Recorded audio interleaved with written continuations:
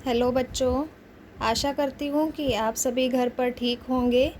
तो आज हम बायोलॉजी यानी जीव विज्ञान का छठा पाठ जिसका नाम है जैव प्रक्रम वो शुरू करने जा रहे हैं। जैव प्रक्रम, जैव मीन्स सजीव।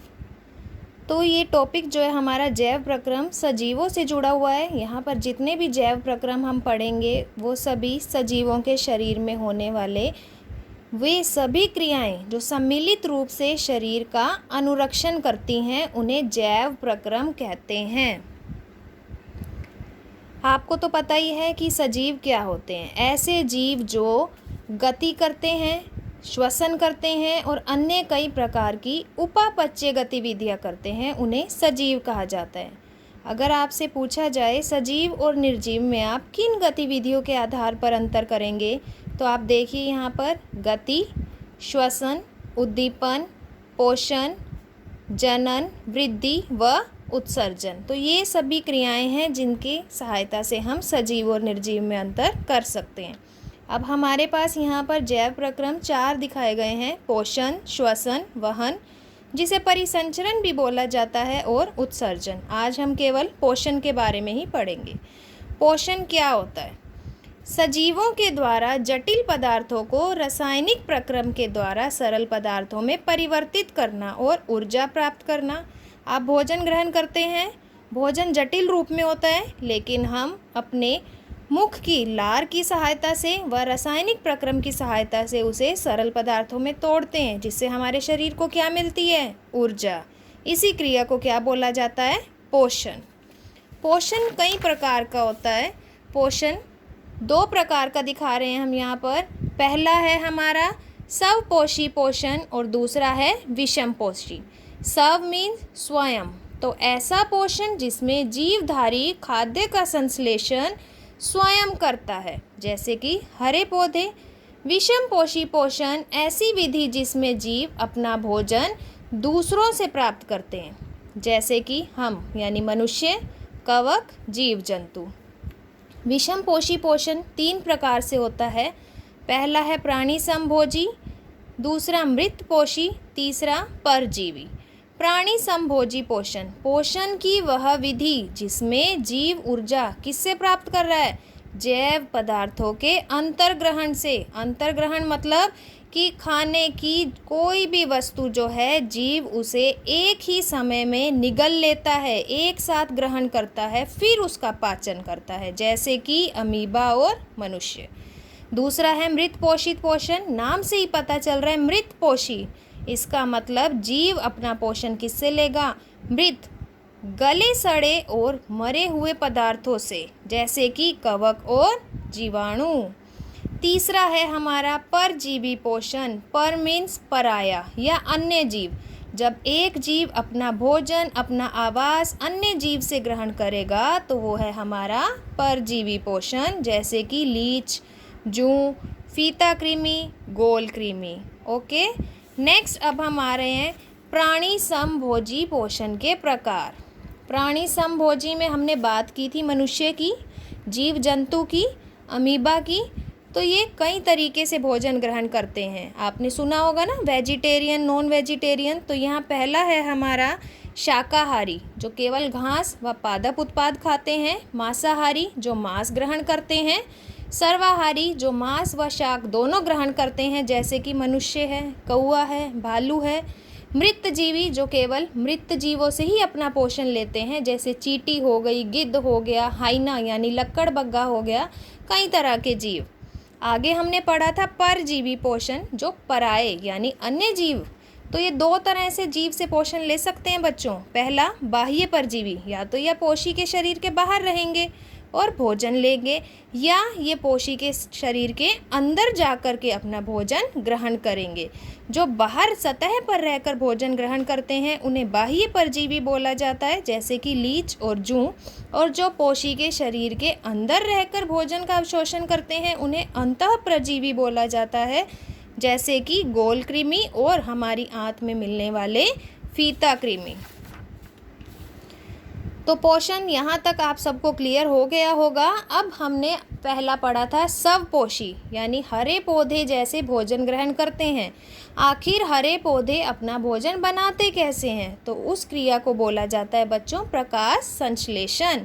ऐसी प्रक्रिया जिसके द्वारा हरे पौधे, कौन? हरे पौधे अपना भोजन बनाते हैं। उसके लिए क्या क्या चाहिए? कार्बन डाइऑक्साइड व जल, और किसकी उपस्थिति ज़रूरी है? सूर्य के प्रकाश की और क्लोरोफिल की। अगर सूर्य का प्रकाश और क्लोरोफिल नहीं होंगे तो हरे पौधे अपनी ये प्रकाश संश्लेषण की क्रिया नहीं कर पाएंगे। ये आपको अभिक्रिया दिखाई गई है। कार्बन डाइऑक्साइड जो पौधों ने कहाँ से ली? रंध्रों की सहायता से, वातावरण से। जल जो पौधों ने भूमि से लिया अपनी जड़ों की सहायता से। यहाँ पर हमने सूर्य का प्रकाश और क्लोरोफिल दिखाया है क्योंकि इनकी उपस्थिति में ही ये क्रिया संभव है। बना क्या हमारे पास? ग्लूकोज, ऑक्सीजन निकली और साथ में एटीपी के रूप में ऊर्जा।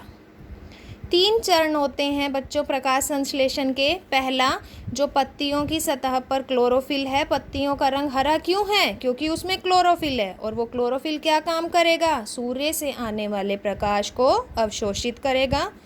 फिर उस प्रकाश ऊर्जा का किस में परिवर्तन होगा? रसायन ऊर्जा में, और रसायन ऊर्जा में परिवर्तन होने के बाद ही कार्बन डाइऑक्साइड अपचयित होकर किस में बदलेगी? ग्लूकोज में, और साथ में ऑक्सीजन निकलेगी, और उस ऑक्सीजन को कौन उपयोग करते हैं? मनुष्य। तो इस तरह से ये प्रकाश संश्लेषण मनुष्य और पौधों में, वातावरण और जीवों में एक संतुलन बनाता है। प्रकाश संश्लेषण की 2 मुख्य अभिक्रियाएं होती हैं। पहली है हमारी प्रकाश रासायनिक चरण, नाम से ही पता चल रहा है ऐसा चरण जिसमें प्रकाश की आवश्यकता है, और दूसरा प्रकाश रहित।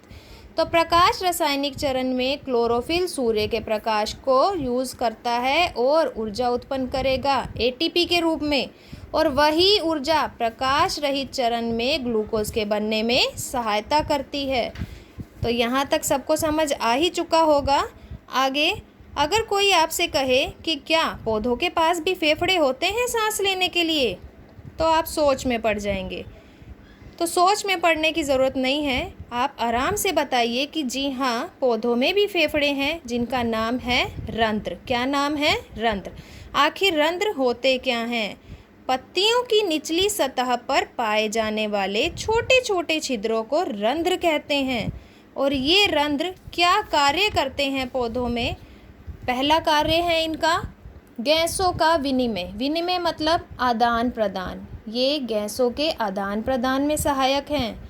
जिस तरह से हमारे फेफड़े ऑक्सीजन को ग्रहण करने में, कार्बन डाइऑक्साइड को शरीर के बाहर भेजने में सहायता करते हैं, उसी प्रकार रंध्र कार्बन डाइऑक्साइड को ग्रहण करने में और ऑक्सीजन को बाहर भेजने में सहायक करते हैं। यह वाष्पोत्सर्जन में भी सहायक है। अब आप सोचेंगे कि यह वाष्पोत्सर्जन क्या होता है? नाम से ही देखिए, वाष्प उत्सर्जन मतलब वाष्प के रूप में जल का उत्सर्जन, बाहर निष्कासन होना। तो पत्तियों से ही, रंध्रों की सहायता से ही जो अतिरिक्त जल होता है वो वाष्प के रूप में वातावरण में चला जाता है। चित्र दिखाया गया आपको, 2 चित्र दिखाए हैं यहाँ पर। ये है रंध्र के ही चित्र। पहला है खुला हुआ रंध्र और दूसरा है हमारा बंद रंध्र। दिख रहा है आपको, रंध्र के अंदर केंद्रक है, रक्षी कोशिकाएं हैं। रक्षी कोशिकाएं रंध्र को खुलने और बंद होने में सहायता करती हैं। इसमें रिक्तिका है, इसकी बाहर वाली जो दीवार है उसको कोशिका भित्ति बोला जाता है। हरे रंग के वर्णक को क्लोरोप्लास्ट।